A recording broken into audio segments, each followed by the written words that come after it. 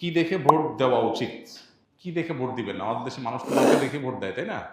Vote দেওয়ার ক্ষেত্রে আমাদের লক্ষ্য করা উচিত কাকে ভোট দিলে এই লোকটা প্রার্থী হিসাবে যোগ্য এবং সৎ।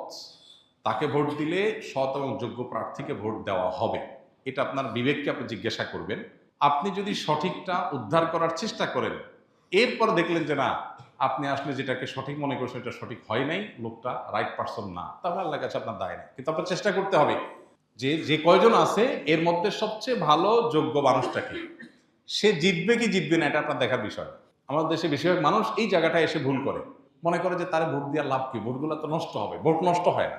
একটা ভালো মানুষ যদি অল্প কয়েকটা ভোটও পায়, তাহলে সে এটার উপর ভিত্তি করে সামনে আর কয়েকটা পাবে, তারপর আবার আরো কয়েকটা পাবে। কিন্তু আপনি যদি ভোট দেওয়ার এই রাস্তাটা বন্ধ করেন, অথবা তাকে সে কম ভোট পাবে এই চিন্তা করে আরেকজনকে ভোট দেন, তাহলে কি হবে? এই চান্সে খারাপ মানুষগুলো তাদের খারাপের রাজত্ব আরো বেশি করে করতে পারবে। কেউ জিতুক সেটা আপনি চাইতে পারেন, কিন্তু জিতানো আপনার দায়িত্ব না। আল্লাহর কাছে দায়িত্ব হলো, আপনার কাছে মতামত চাওয়া হয়েছে, আপনি মত দেওয়ার সময় সবচেয়ে ভালো উপযুক্ত ব্যক্তির পক্ষে মত আপনি দিবেন, বাস। এটা হলো আপনার কাজ। যে লোককে ভোট দিলে আপনার ইমান, আমল, ইসলামের স্বার্থ, মুসলিম উম্মার স্বার্থ সংরক্ষিত হবে, আপনি বিশ্বাস করেন। যাকে ভোট দিলে দেশের সার্বিক উন্নতি হবে, চুরি ডাকাতি হবে না, দুর্নীতি দুই নাম্বারই হবে না, যে কারণে আমাদের দেশ পিছিয়ে আছে। পৃথিবীর বহু দেশের তলানিতে আমরা পড়ে আছি। যাকে ভোট দিলে আমরা সেখান থেকে উঠার রাস্তা পাবো, তাকে আপনাকে ভোট দিতে হবে। এক্ষেত্রে বায়াসনেসের ঊর্ধ্বে উঠা, এক্ষেত্রে আপনার গোষ্ঠীগত, বংশগত, পরিচয়গত, হ্যাঁ, এই সমস্ত বিষয়গুলোর ঊর্ধ্বে উঠা, সামান্য একটু স্বার্থের জন্য, একটু টাকা পয়সার লোভে আমরা আজকাল অনেক সময় ভোট দিয়ে দিই, সেটা যেন না হয়। আল্লাহর কাছে অনেক বড় একটা জবাবদিহিতার জায়গা। নবীজি বলেছেন, ইযা বুসিতাল আমরু ইলা গায়রি আহলিহি ফান্তাজিরিস সাআ। অযোগ্য মানুষকে যখন কোনো জায়গায় বসানো হবে, অপাত্রে যদি মানুষ তার মতামত দেয়, বা কোনো অযোগ্য মানুষকে যদি কোনো যোগ্য মানুষের চেয়ারে বসানো হয়, তাহলে কিয়ামতের অপেক্ষা করবা তোমরা। এটা কিয়ামতের আলামত। এই আলামত এখন চলে আসছে না, আসছে না? অতএব আমাদেরকে এখানে দায়িত্বশীলতার পরিচয় দিতে হবে। আল্লাহ বলেছেন, ইন্নাল্লাহা ইয়ামুরুকুম আন তুআদ্দুল আমানাতি ইলা আহলিহা। আল্লাহ তাআলা তোমাদের নির্দেশ করেছেন আমানত যথাস্থানে পৌঁছাও, অপাত্রে যেন আমানত না যায়। আল মুস্তাশারু মু'তামান। একজন মানুষ তার মতামত চাওয়া হলে, পরামর্শ চাওয়া হলে, তখন সে আমানতদার হয়ে যায়, তার কাছে এটা আমানত হয়ে যায়। অনেক বড় একটা ব্যাপার। আমানতের খেয়ানত করলে এর ভয়াবহতা অনেক বেশি, এবং যত অপকর্মের দায় আপনাকে নিতে হবে, বিশেষ করে এই সুযোগ পেয়ে যত অপকর্ম সে করেছে, যদি আপনার ধারণা থাকে যে সে এই টাইপের কাজ করতে পারে, তাহলে সৎ মানুষ, নেককার মানুষ, দিন, উম্মাহ, ইসলাম এবং দেশের সার্বিক কল্যাণ বিবেচনা আপনাকে করতেই হবে। আমি যাকে ভোট দেবো সে জিতুক কি না জিতুক সেটা আমার বিষয় না, সে জিতবে কি জিতবে না এটা আমার বিষয় না। আমার দায়িত্ব আমার সিদ্ধান্তটা সঠিক জায়গায় দেওয়া, বাকি আল্লাহটা আল্লাহ দেখবে। আল্লাহ যদি তারে সুযোগ না দেন, সেটা আমাদের অযোগ্যতার কারণে আল্লাহ দেন না, কিন্তু আমার দায়িত্ব আমি সঠিকভাবে পালন করতে হবে। আল্লাহ আমাদেরকে তৌফিক দান করুন। আমি কাজ জানি, কিন্তু ইন্টারভিউ দুর্বল থাকায় অন্য একজনকে দিয়ে ইন্টারভিউ দিয়ে পাশ করে পরবর্তীতে আমি ইনকাম করলে হালাল হবে কিনা, ভালো বুদ্ধি। নিজে ইন্টারভিউ দিতে নার্ভাস ফিল করেন, পারেন না, আরেকজনকে দিয়ে করাইলেন, করায় আপনি চাকরি করলেন। এটা যদি আপনি করেন, তাহলে সেক্ষেত্রে আপনি তো প্রতারণা করলেন, আপনি তো একটা ধোঁকা দিলেন। আর নবীজি বলেছেন, মান গাশশা ফালাইসা মিন্না। যে ব্যক্তি ধোঁকা দেয় সে আমার উম্মত না। এই জন্য এটা জায়েজ হবে না।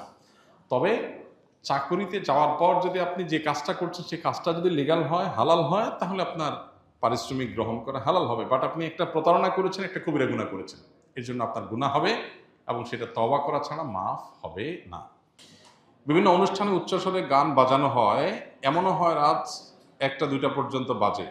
মানুষের ঘুম নষ্ট করে তাদেরকে কষ্ট দেওয়া, বাধ্য করে গান শোনানো তাদের কীরকম গুনাহ? আর কোনো আশেপাশের মানুষ বাসায় বসে গানকে এনজয় করা একজনকে পজিটিভলি নিলে তার গুনাহ হবে কিনা? ভাই, এটা আমাদের দেশের একটা সামাজিক অপরাধগুলোর মধ্যে থেকে, সামাজিক যে সমস্ত ব্যত্যয়গুলো আছে সেগুলোর মধ্যে থেকে একটা, যে উচ্চস্বরে গানের আওয়াজ কিংবা ওয়াজের আওয়াজ যেটাই হোক, এটা দিয়ে মানুষকে অতিষ্ঠ করা, এটার বিরুদ্ধে আমাদের অবস্থান নিতে হবে। ওয়াজ মাহফিলগুলোর সাথে যারা জড়িত আছেন তারা মেহেরবানি করে চেষ্টা করবেন যে কোনোভাবে ওয়াজ মাহফিলের নামে যেন উচ্চস্বরে গানের আওয়াজ না হয় এবং আশপাশের মানুষের জন্য অসুবিধা না হয়। এই জিনিসটা আমাদের খেয়াল রাখতে হবে। একই সাথে আমাদেরকে মনে রাখতে হবে যে এই যে গান বাজনা যারা করছেন, বেশিরভাগ তরুণরা এটার সাথে জড়িত, মানে তরুণরাই সাধারণত আয়োজনগুলো করে, সেজন্য বলা।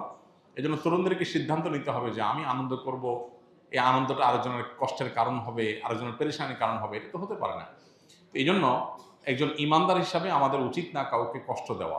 নবী করিম সাল্লাল্লাহু সাল্লামের মসজিদে এক লোক জোরে তেলাওয়াত করেছেন, নবীজি বলেছেন তুমি কোনো বধিরকে শোনাচ্ছ না, যে আল্লাহকে শোনাচ্ছেন তিনি সব শুনতে পান, অর্থাৎ উচ্চস্বরে পড়িও না, আরেকজনের ডিস্টার্ব হয়। সেখানে আমরা কিভাবে ওয়াজ করতে গিয়ে মানুষের ডিস্টার্বের কারণ হয়, বিশেষ করে ঢাকায়, চট্টগ্রামে, শহরগুলোতে যে মাহফিলগুলো হয়, গ্রামেও দূর দূরান্ত পর্যন্ত মাইক লাগাইলাম, এমন ভলিউমে আমি ওয়াজ দিলাম রাত 12টা 1টা পর্যন্ত যে মানুষ ঘুমাইতে পারলো না, সকালে ডিউটি আছে, সে ঘুমাইতে পারছে না, বাচ্চাদের অসুস্থ, হার্টের রোগীদের কষ্ট হয়, কোনো অবস্থাতে এটা গ্রহণযোগ্য না। এটার বিরুদ্ধে আমাদের প্রত্যেকটা মানুষকে দায়িত্বশীলতার সাথে কথা বলতে হবে, ভূমিকা রাখতে হবে। আর এই বিনোদনের নামে, গান বাজনার নামে যে অত্যাচার, ওয়াজ তো যাক শীতকালে হয়, তাও গ্রামে হলে পুরো গ্রামের মানুষ ওয়াজ শোনার জন্য প্রস্তুত থাকে, কিন্তু গান বাজনা তো নির্দিষ্ট একটা গ্রুপ অফ পিপল শুধুমাত্র শুনে, আর বেশিরভাগ মানুষ অতিষ্ঠ হয় এবং বছর জুড়ে হয়, এটা কোনো শীত আর গরম নাই। তো এই জন্য এই জুলুমটার বিরুদ্ধে আমাদের কথা বলা উচিত। শব্দ সন্ত্রাস বা শব্দ দিয়ে মানুষকে অতিষ্ঠ করা, এটা কোনো সভ্য সমাজে গ্রহণযোগ্য না, মুসলমান হিসাবে তো মোটেই না। আমাদের সমাজে অনেক অনাচারের বিরুদ্ধে সমাজের মানুষ সচেতন, কিন্তু এই অনাচারের বিরুদ্ধে সেরকম সচেতনতা নাই। কোথাও যদি এরকম অন্যায় হয়, এলাকাবাসী একত্রিত হয়ে সুন্দর করে আয়োজকদেরকে যা বুঝান, কাউন্সিলিং করেন যে ভাই তোমরা যে কাজ করছো এটা অন্যের কষ্টের কারণ হচ্ছে। আল্লাহ তাআলা আমাদেরকে অনাচার থেকে বের হয়ে আসার তৌফিক দান করুন। কিভাবে একটা মানুষের আনন্দ হয়, একজন লিখেছেন যে একজন বাসা থেকে এনজয় করছেন। হ্যাঁ, আপনি এনজয় করছেন কিভাবে? আপনি জানেন এই আওয়াজটা একটা মানুষের বুকে ধড়পড়ের কারণ, একটা হার্টের রোগী ছটফট করছে, এটা মনে উঠলে তো আপনার সব আনন্দ মাটি হয়ে যাওয়ার কথা। কিন্তু আপনি আনন্দ করছেন, তাতে অন্য মানুষ মরে যায়, যাক, আরেকজনের কষ্ট হয় হোক। যে ব্যক্তি হারাম হিসাবে গান শোনা থেকে বেঁচে থাকতে চায়, যে ইমানদার এটা থেকে নিজেকে রক্ষা করতে চায়, তার জন্য গানের আওয়াজ হাতুড়ি দিয়ে আঘাতের মতো, সেটা শুনতে চায় না, আপনি জোর করে তাকে শোনাচ্ছেন। তো এই জুলুম কোনো বিবেকবান মানুষ করতে পারে না। এই জুলুম বোঝার জন্য মুসলমান হওয়ার দরকার নাই, বিবেকবান হলেই যথেষ্ট। মাথায় যদি একটুও মগজ থাকে, তাহলে সে চিন্তা করবে যে আমার একটা উৎসব, আমার একটা ফুর্তি, এটা আরেকটা মানুষের চোখের পানির কারণ হচ্ছে, কিভাবে এটা আমি মেনে নিতে পারি? আপনি ফুর্তি করেন, ন্যায়ভাবে করেন, অন্যায়ভাবে করেন, সেটা তো এক জিনিস, আল্লাহর কাছে এর জন্য আপনার ধরা জবাবদিহিতা আছে। কিন্তু আরেকটা মানুষ ছটফট করছে, আরেকটা মানুষের কষ্ট হচ্ছে, আমি সেটা করতেছি, কোনো সভ্য সমাজ এটা হতে পারে না, কিন্তু আমাদের সমাজে অহরহ এই জিনিসগুলো হচ্ছে। বিবাহ বিনোদনকে কেন্দ্র করে, আকিকা অনুষ্ঠানকে কেন্দ্র করে, 31st নাইটকে কেন্দ্র করে, বিভিন্ন বিষয়কে কেন্দ্র করে দেখা যায় এই হাই ভলিউমে গান শোনার কালচার আমাদের দেশে আছে। মাহফিল তো একটা বিশেষ জায়গায় হয়, আর এগুলো দেখা যায় ঘরে ঘরে হয়। যুবকরা আস্তে আস্তে গান শুনলে তাদের ভেতরকার শয়তানি চিন্তাটা সেভাবে জেগে ওঠে না, যেন ফুল ভলিউম দেওয়া লাগে, যাতে শয়তান ফুললি অ্যাক্টিভ হয়ে যায়। আল্লাহ তাআলা আমাদেরকে হেদায়েত দান করুন। তরুণদেরকে এগুলোর বিরুদ্ধে দাঁড়াতে হবে এবং সমাজে এই অনাচারগুলো, এগুলো রোধ করার জন্য তরুণদেরকে এলাকাতে সংগঠিত হয়ে কাজ করতে হবে ইনশাআল্লাহ তাআলা।